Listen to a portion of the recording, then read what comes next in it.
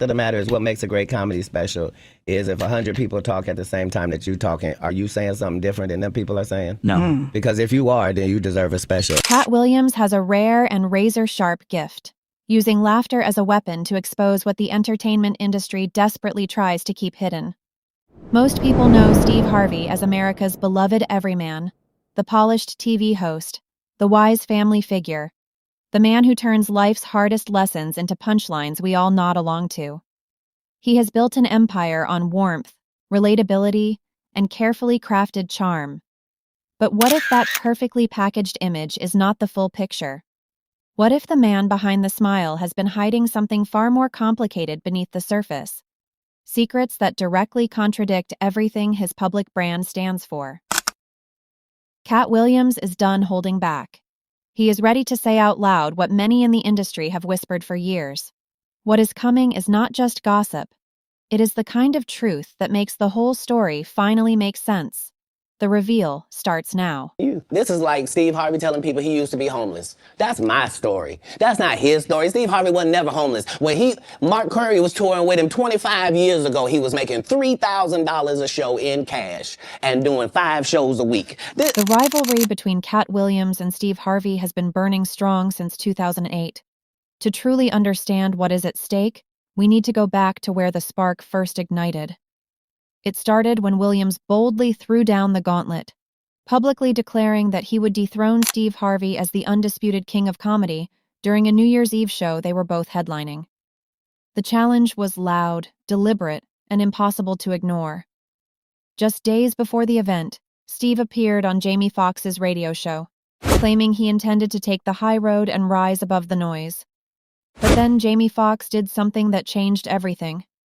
He played a recording of Katt's words live on air. Those words hit like a freight train. Williams's message was sharp and unapologetic. Once you step on that stage, Steve, your reign is finished. Talent always finds its own level. You might want to bring 6 or 7 writers just to survive the night. Steve called in shortly after, genuinely caught off guard. They talked it out and from all appearances moved forward as friends. Then the night arrived, and Katt came out swinging. Standing before a packed crowd, he took direct aim at Steve's comedic legacy, his fashion choices, and even his signature look. His message was pointed. Let's appreciate Steve Harvey. He's one of the greats, but he is not built for what I'm bringing. Not even close. What makes Katt's confidence so compelling is the journey behind it. Nobody handed him a microphone and a spotlight. He built everything from the ground up, grinding through venues in Cincinnati, Oklahoma, and Oakland, city after city, stage after stage, sharpening his craft until it was razor sharp. In 1999, a major turning point arrived when he won the prestigious Cedric the Entertainer Anheuser-Busch Best Los Angeles Comics Award.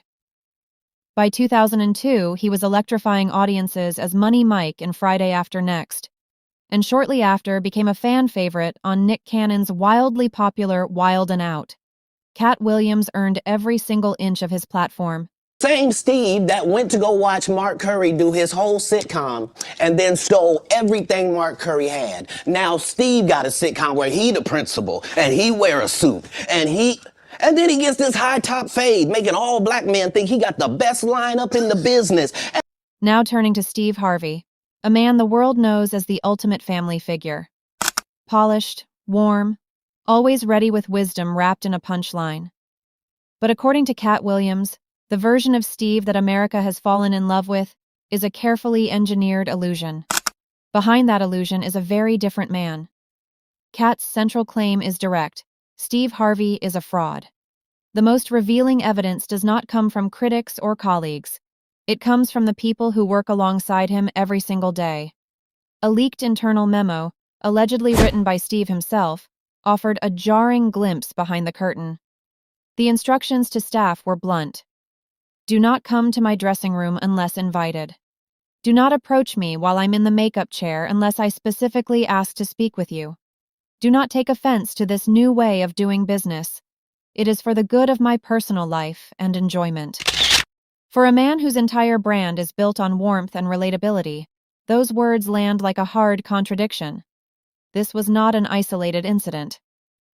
In January 2017, Steve's talk show ignited major backlash after airing a segment widely criticized for mocking Asian men. Then in 2015, a homophobic outburst during one of his shows sent shockwaves across social media. Two separate controversies. Two very public cracks in his carefully maintained family-friendly facade. You sold out concerts. You both have had huge gate receipts. You sold out concerts in this town for years. Hello. And it ain't finna be no different tonight. And I ain't never sold them out saying I was better than this one or that one. I just come in here on my own strength. So tonight at the Joe, I'm gonna do what I've been doing for 20 years. But nothing cuts deeper than what allegedly happened within his own family.